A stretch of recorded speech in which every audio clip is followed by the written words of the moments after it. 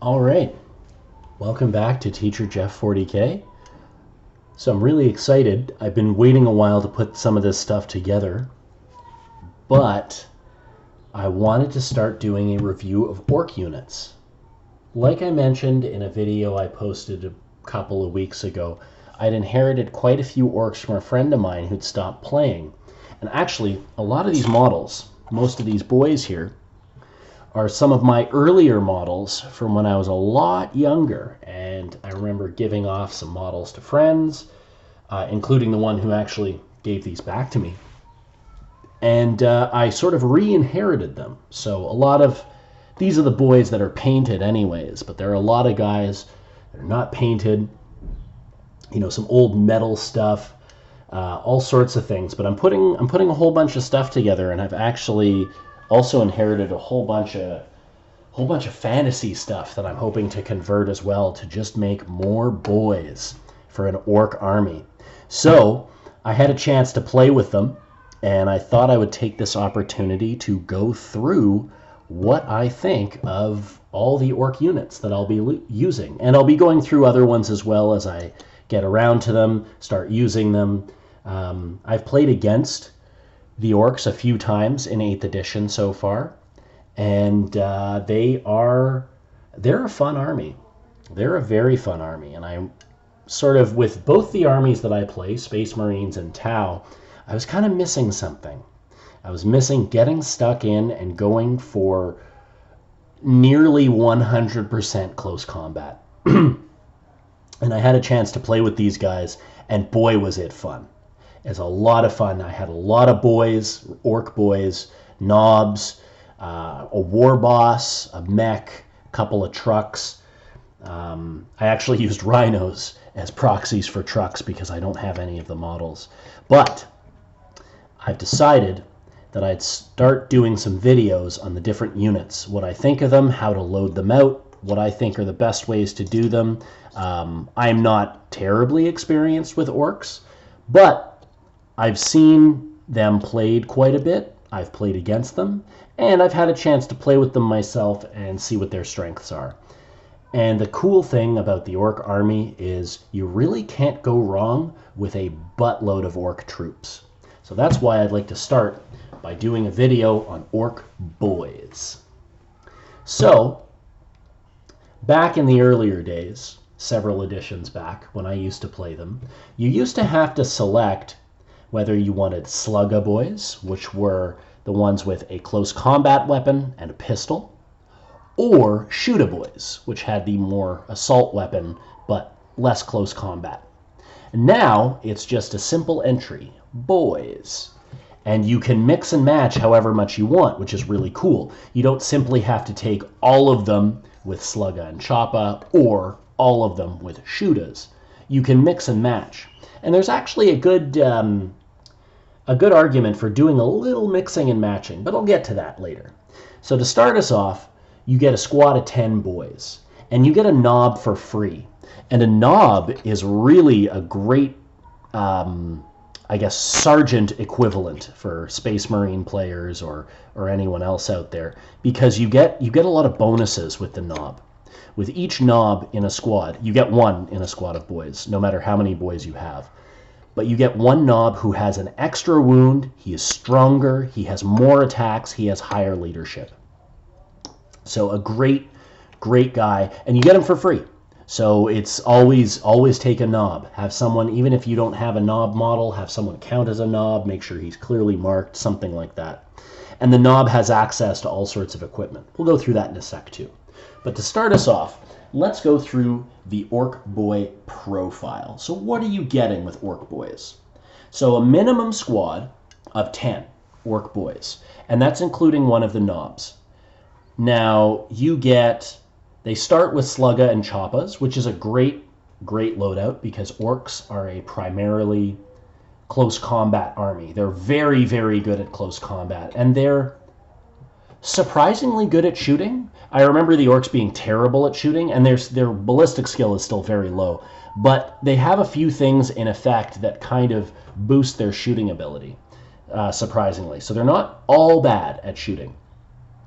So you're getting guys. Now, Orcs are movement 5, which doesn't help considering you want to get into close combat, but it's not the end of the world. Weapon skill 3+. They can fight in close combat very well. Ballistic skill 5+. It's to be expected, they are orcs. Strength and toughness 4, so they're strong. 1 wound apiece, 2 attacks each, which is very good. Leadership 6, and a 6+ armor save. The t-shirt save. So, but thankfully in 8th edition, the 6+ save is going to give you saves against a lot of weapons that in the past you would not have gotten saves against. Bolters, Tau pulse rifles, and other things, even orc shooters. So you can equip these guys 2 ways. You can have them with, like I said, Slugga, Choppa, or you can have them with shooters, and of course you can go for a mix. You do have some other options in the squad, and some of them are pretty good. Some of them I would say maybe avoid, just for points reasons. To be honest, I think the best way to equip these guys is have a nice big blob. You can have up to 30 boys. So have a nice big blob of boys. And have most of them be Slugga Choppas, so you can get the most out of those attacks. Because each Choppa, like a chainsword, gives each boy an extra attack. So that means any boy with a Slugga and Choppa gets 3 attacks instead of 2.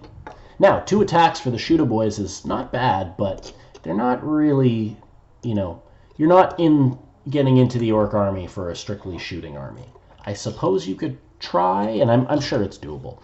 But close combat is where these guys excel. And it's where a lot of their characters have buffs based around them. So a couple of options. For every 10 models in the unit, so that's up to 3 if you have 30, 1 orc boy can take a tank busta bomb. So tank busta bomb is a grenade, 6-inch range, D3. It's got strength 8, -2 AP, and D6 damage.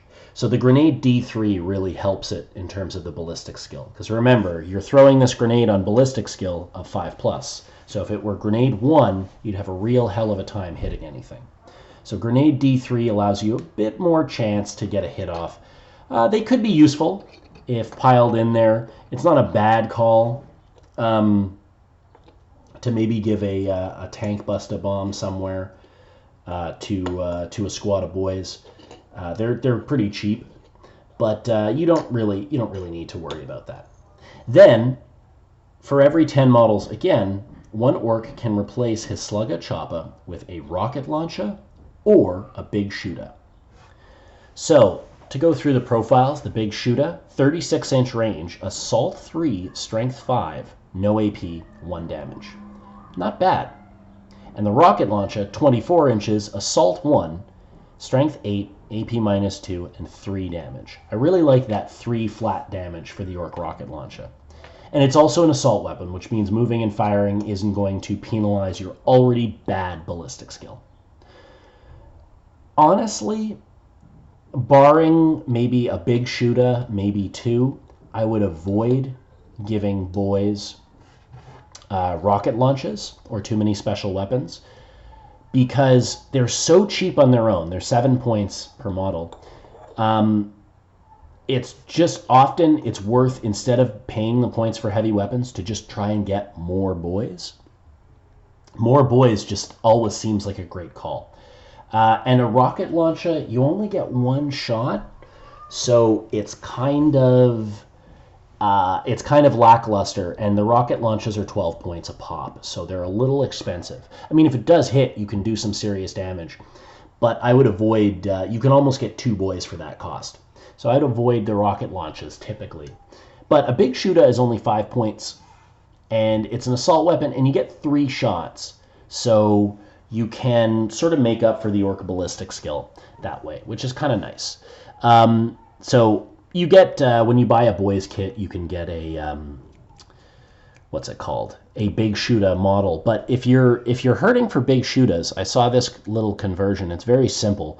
I saw it in an earlier Orc Codex. You simply chop the barrel off of one shooter and just slap it onto another, and all of a sudden you have a big shooter. You have a machine gun with a heavier barrel.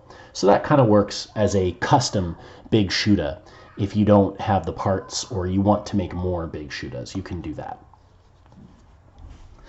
So you can always, I mean, there are, again, sort of two ways to equip these guys. So you could make one squad, you know, strictly with Shudas, which are Assault 2, 18 inches, Strength 4, 1 damage a pop, no AP. You could make a squad of those guys, and they could be pretty good for just rolling out a ton of shots, because 30 boys, you know, across 30 boys, that's 60 shots.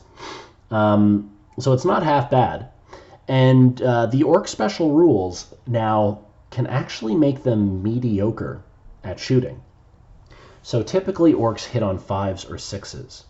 But if you roll an unmodified 6 when you're shooting, you get to take another shot. Now that other shot also has to hit on a 5 or a 6, but it's a chance to make another shot, which is pretty cool. So it can actually help you out in terms of shooting.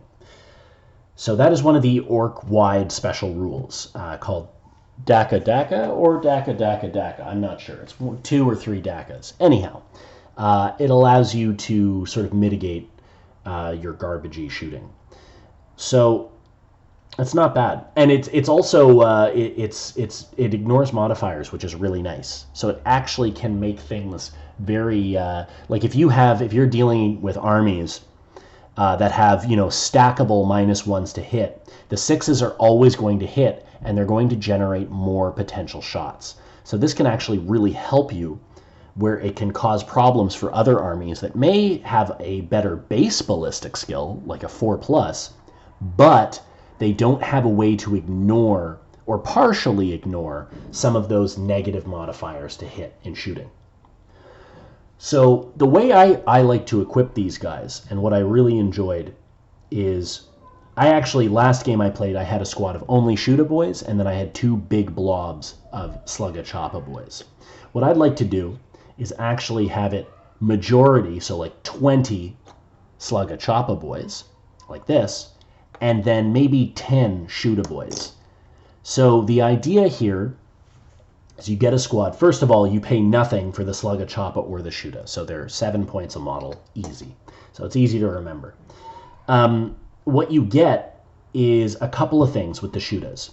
You get a little bit of shooting as these guys are charging their way up the board, trying to get into close combat. But also, as you will inevitably lose models off of them as they keep getting shot, as they close the distance, you can kill off the Shooters and not worry too much about losing too many close combat attacks when they do make it into combat. After you're probably going to lose more than that. After you've lost some of the boys. So it kind of, they act as ablative wounds, as well as some extra shooting on the way in that can actually deal some pretty good damage. So it's not a bad way to equip a squad, and then maybe have one guy with a big shooter. But I wouldn't go too crazy with the upgrades in terms of shooting weapons. The upgrades, though, I would save for the knob. So I've got these guys here, and normally when I'm equipping the sergeant of a squad, this is looking at my Space Marine army, I don't want to go too heavy into investments because the sergeant isn't really that much beefier, bigger, or better than a regular Marine. But in this case, in the case of knobs, you actually get quite a bit more. You get an extra attack, you get an extra wound, and you get higher strength, which is key for close combat. So here, I've got a few knobs equipped differently, a variety of options. So you could just give the knob a Slugga and a Choppa, which would mean he would only be 7 points, which is very good because you're getting him in a boys squad. If he's not in a boys squad, he's more expensive. But we'll get to that when we talk about the knobs. In a squad, rather. So you could just do this, and instead of having 3 attacks like a regular boy, this knob would have 4 attacks, and they'd be at strength 5, which is nothing to sniff at. You put him in the squad, and again, on the way in, obviously you don't kill the knob, you can kill off some of the boys. So that's one way to do it, and it's a very cheap way to do it. So he just ends up taking the slot of one of the Ork boys, and he's just bigger, beefier, harder to kill, and stronger. Another way, so knobs can swap out both of the weapons they have for anything from shooting or close combat weapons in the knob list. So this means that you could switch out your Slugga and Choppa for 2 Choppas. So I've got this guy with 2 axes right here. So the 2 Choppas means that you get extra attacks. So not only do you get the extra attack for 1 Choppa, you get another Choppa attack. So instead of 4 attacks, you get 5 with this guy, which is free. It just means he doesn't get to shoot with a pistol, but who cares? He gets more attacks at strength 5. And again, it's a free upgrade. So that's another great way to equip a knob. Some of the other ways include a variety of different loadouts with shooting weapons, close combat weapons, a combo of both. So I've got a few here. These are some of the first models I've painted up recently to put my knobs together. So here I've got one with the big Choppa, which is probably one of my favorite weapons in the Ork Codex. It's cheap, it's very strong, there are no negative modifiers, and it does a flat 2 damage. There's really not much to not like about this, because with its +2 strength, this knob is hitting at strength 7, which is a very great number for 40k, especially in this edition. You're wounding the majority of vehicles 50% of the time. Most vehicles and big monsters are strength, or rather toughness 7 or below. It's only when you get to stuff like land raiders and incredibly large beasts that you get into the toughness 8 area. So toughness 7 it's really good because, well, it's not good for whatever is toughness 7. It's good for these orcs because they attack at strength 7. And you're dealing 2 damage with each attack. It does have -1 AP, which is not amazing, but it's something. So a big Choppa, I would say, is a great way to equip a knob. And again, the big Choppa only takes up 1 arm. So I've equipped this guy with an extra regular Choppa. So that means I get my regular 3 attacks for being a knob with the big Choppa, and I get 1 extra attack with the Choppa. Very cool combo. And that's only 5 points for the big Choppa. So it's an excellent upgrade, a very good upgrade. Another option is you can take a combi weapon. These I'm kind of a little more opposed to just because they're very expensive and they focus the knob on shooting, which isn't really his forte. Now, a combi Scorcha does make up for the crappy ballistic skill of orcs, but it's very expensive. This weapon is 17 points. So a Scorcha is a heavy flamer, basically. So you get a heavy flamer and a shooter strapped together.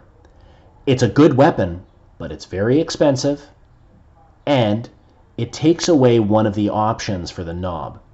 But also 14, or rather, is it 14 or is it 17 points? Either way, it's quite expensive. I'm going to double check, but I'm pretty sure it's 17 points for a combi Scorcha. In fact, I'm almost certain it is. Now, a combi Scorcha, again, you're getting a heavy flamer in your squad, which is very good, and you can still equip another weapon. So I've given him a Choppa, which basically gives him a whole bunch of attacks. He gets the 4 attacks, the 1 extra for having a Choppa. So that still makes him effective in close combat, and it also gives him some decent shooting on the way in. So if we have a look here, you have 2 options. You have the combi Scorcha, which is the heavy flamer shooter, and then you have the combi rocket launcher, which, as you may have guessed, is a combi rocket, or rather a rocket and a shooter together. So a combi Scorcha, yes, is 17 points. Now, a combi weapon with a rocket launcher is the same cost as a rocket launcher. It's 12 points. But again, I would sort of avoid the rocket launcher, barring a few exceptions. There's one clan culture, which is basically chapter tactics, that might help you out, which is rerolls of shooting of 1. And also, I think it's possible if you just mix rocket launches across your army and sort of fit them into a whole bunch of different units, you might be able to get some decent anti-tank just mixed around your army. But I would honestly say that it's not really worth the cost. I'd rather just have more boys. So that's one way to do it. You could give them a combi weapon and something else. You could always give them a big chopper and a combi weapon, but that's loading up a lot of points onto a knob. And while they are pretty good to load up a few points onto, that's 17 points plus 5 if you give them the big chopper. So it's pretty pricey, and it can get even pricier. And then one of the most common loadouts I've seen is with a power claw. A power claw is in effect a power fist.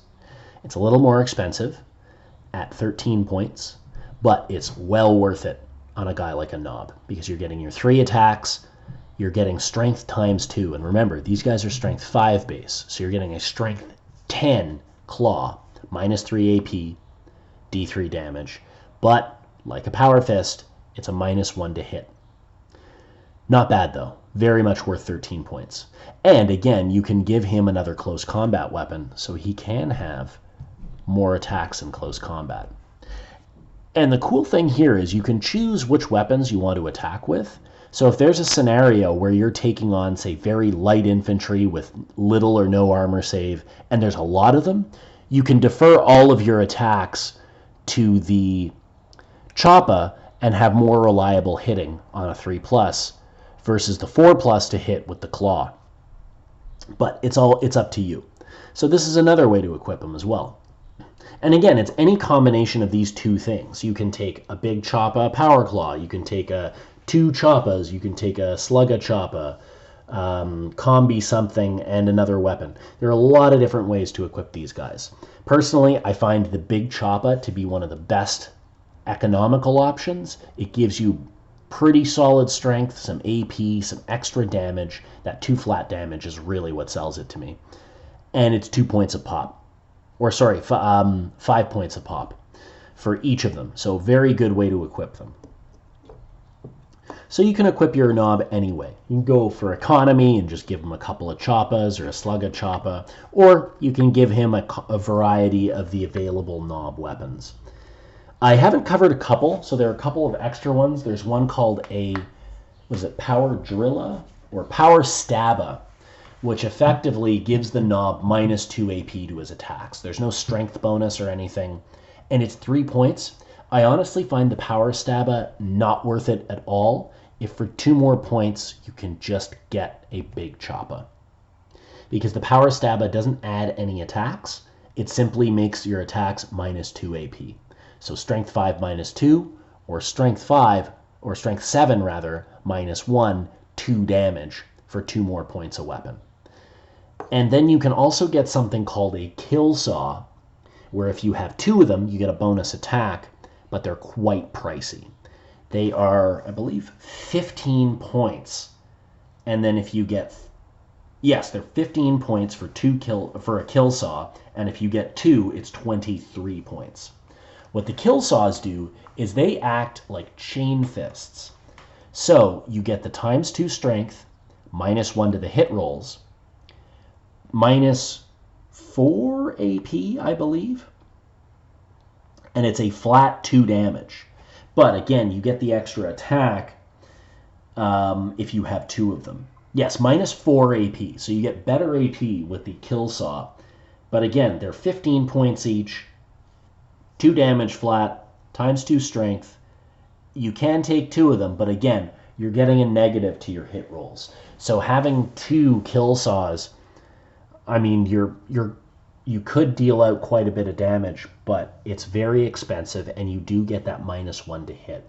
Personally, I find the big choppa to be the best all-around weapon option. But that's just for the way I play. I like to find ways of getting the most points I can, and especially as each boy is 7 points, it's usually well worth it to go for a more economical option and try and get more boys into your army. And then if you have a squad set up of knobs, that's when you go, give, several of them power claws and big choppas and stuff, and you make them more specialized to sort of really kill something. But again, mixing in a power claw with a unit really isn't going to hurt you, considering you're going to get a bunch of attacks, high weapon skill, high damage. It's not a bad call. Let's see here. I had a few notes I had put aside. Yes, you effectively get a free knob. Okay, the truck. So again, I would avoid taking a truck for regular boy squads. Typically, you want a wad of boys because you want them to survive making it across the table. Toughness 4 is good, but a 6-up save is not. And your opponent probably knows what a wad of boys can do. So rolling a squad of 10 boys is probably not an excellent choice. It's usually better to go with bigger squads. And the truck can only hold 12 models. So, trucks, in my limited experience, seem to be better for groups of knobs or some other more specialized unit like tank bustas or something like that. I actually had a squad of tank bustas inside a truck, and they did quite well because you can shoot out of a truck, which is really nice. So I would say avoid putting boys in a truck. Walk them up, run them up the table. And you've got a few characters that really benefit the close combat of boys, but specifically, if you have a war boss nearby, you can what am I thinking? You can walk, so you can do your regular 5-inch move. You can advance, and then you can charge if you were within 6 inches of a boss when you advanced. And an Ork Universal special rule, minus the goblins, but we'll get to that. An Ork Universal special rule is that you can re-roll one or both dice for your charging. That's important to remember. You can re-roll one or both of the dice. So it really is a versatile rule for getting your boys stuck in. This is where you want your boys, in close combat.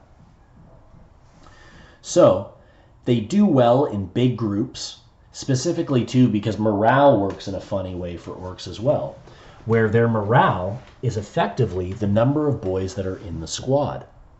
So this can be a good thing, and it can also, after so many boys die, come to hurt you. So as an example, let's say, I know this isn't 30 boys, but let's say we've got a squad of 30 boys. Their leadership is effectively 30 because there are 30 boys in the squad. So if you lose 3 boys, that's 3 kills, and you roll a leadership test. The max you can get is a 6. 6 plus 3 is 9. Their leadership is 27 because they've only lost 3 models. So you can see after a few boys getting killed, they don't care. They really don't care. But after you lose a certain number, let's say you lose 15 or 16 boys, the leadership is now 15 or 14, and you roll with 15 or 14 plus whatever you roll on the dice, and you have potential of losing quite a few more models. So it is helpful though, and this is where losing the shoot boys is kind of helpful too, where it's like you don't have to worry about losing too many close combat attacks.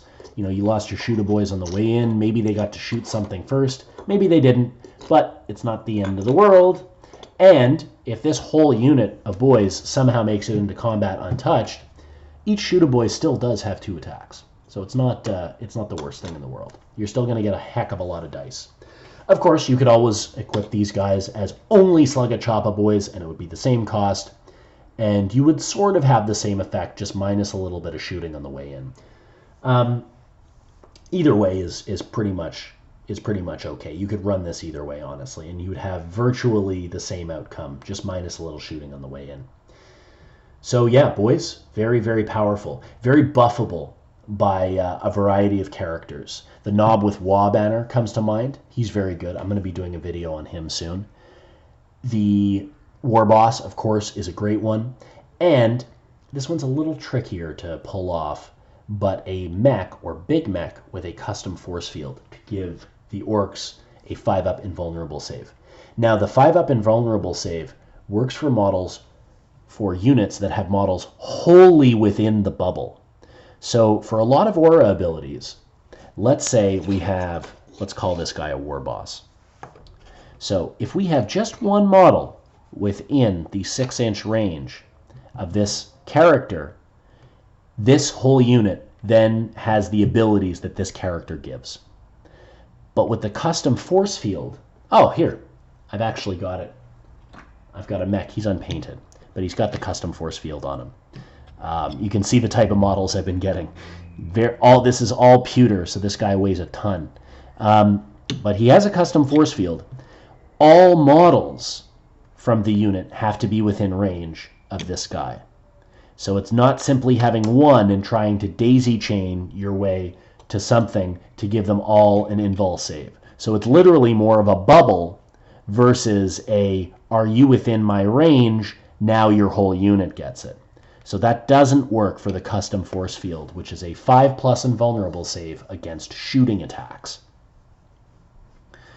So worth keeping that in mind. Whereas the abilities like the Wah Banner, which is a knob with a Wah Banner, will give any boys units or any orc units nearby +1 to the attacks. So, or rather, their attacks hit. The modifier is a +1. So anything that hits on a 3+ now hits on a 2+. That's an excellent buff. And that buff is same as typical buffs, where if only one model is within 6 inches, the entire unit gets it. Same with the War Boss ability, which allows you to advance and charge in the same turn. That is an ability where only one model needs to be within that range for the whole unit to take advantage of it. So there are a variety of ways to run these guys. I mean, you could run smaller squads of Shooter Boys inside a truck, and maybe it wouldn't be a bad call. But honestly, these guys just seem like an attack machine. You just want to have as many attacks as possible, get stuck in, and have as many boys make it into combat.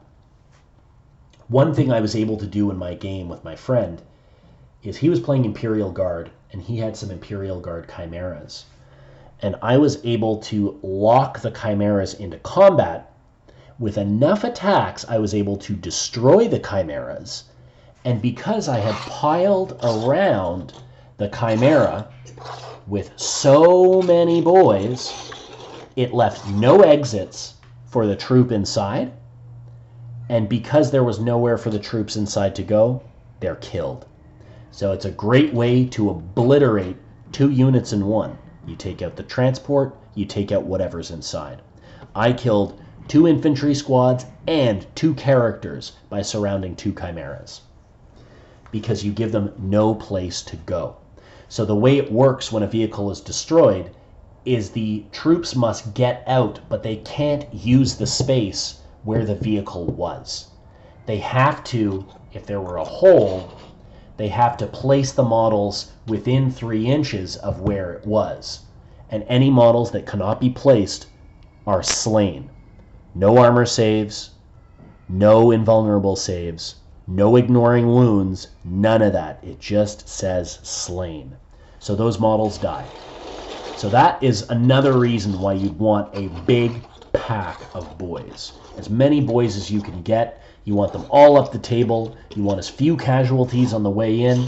And you want to be able to get them stuck into combat to tie up the army. I mean, this also seems great for charging against one thing and then tying up other things, because you just have so many models.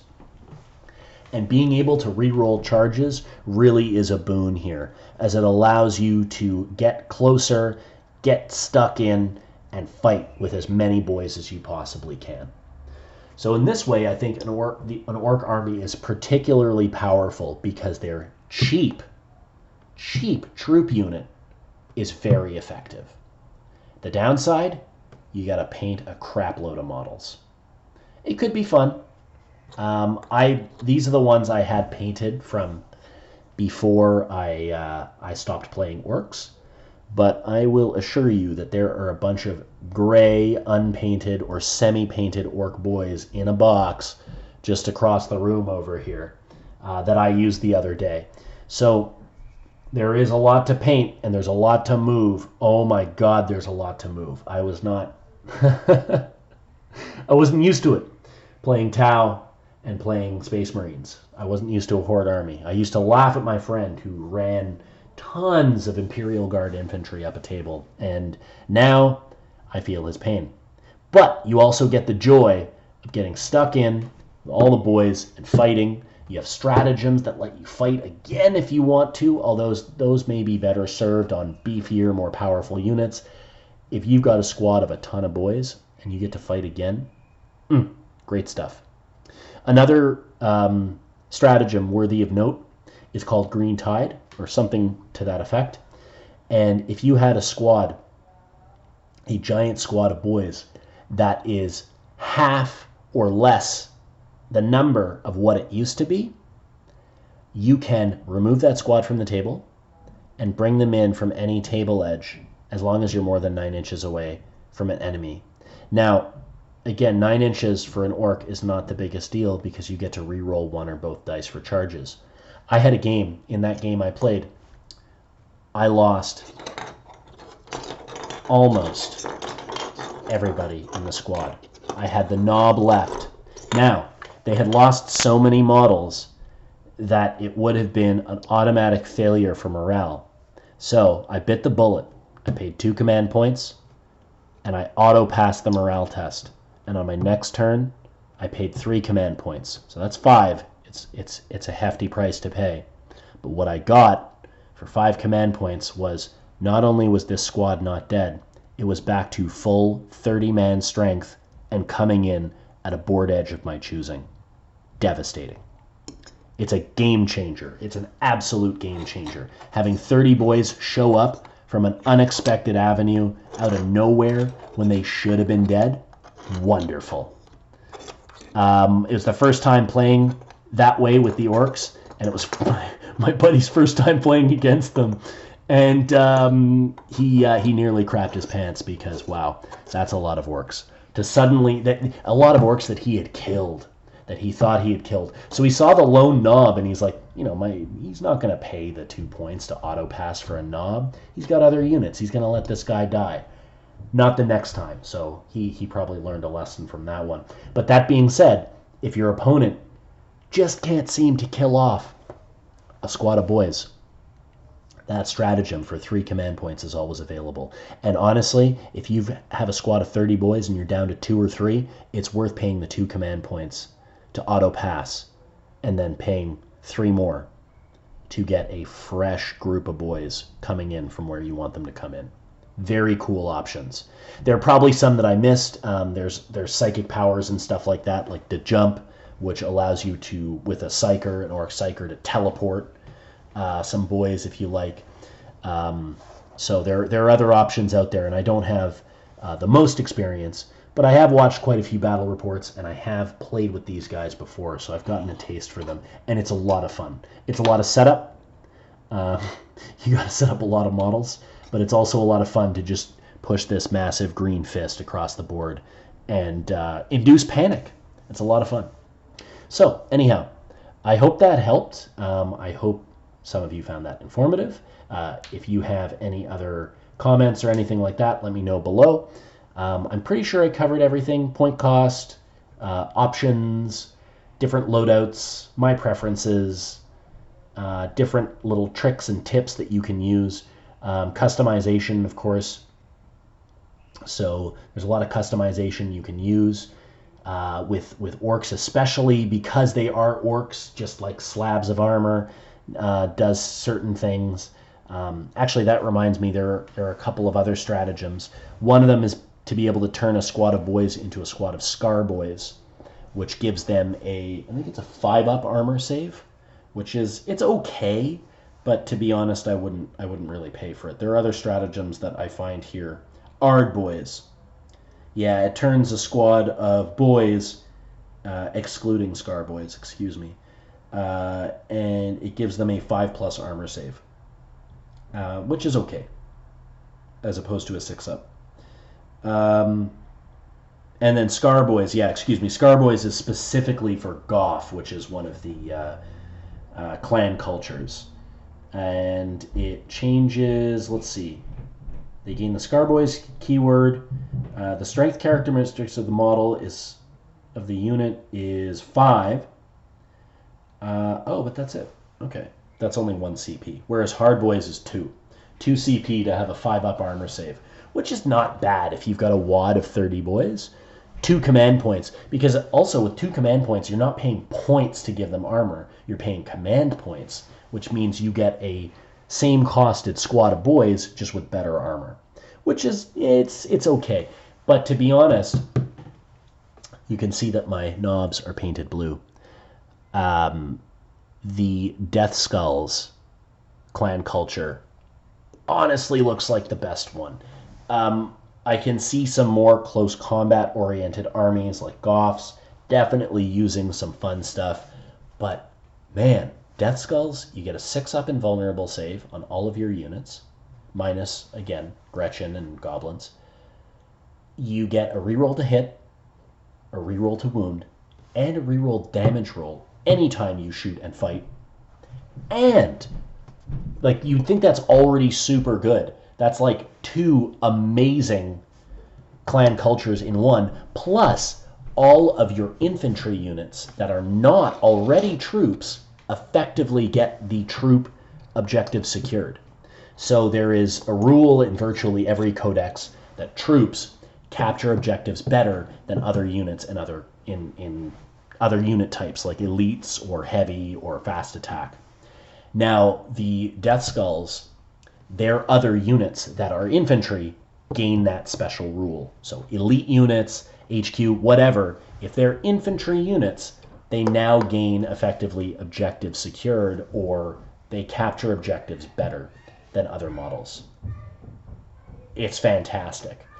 Anyhow, I've rambled on long enough, and I hope this helped, and I hope you're looking forward, because I've got a lot more videos coming out about a lot more units. I want to talk about knobs, tank busters, trucks, war bosses, mechs, a whole bunch of stuff that I want to have a look at in the coming weeks for Ork units, as well as a few other units. So as a little preview for another video, I know I just did a video on these guys, but as it turns out, I managed to find some aggressors for very, very cheap for Space Marines. I know this is the wrong video to show this probably, and maybe I'll do something else, but I managed to find aggressors for very, very, very cheap at my local gaming store.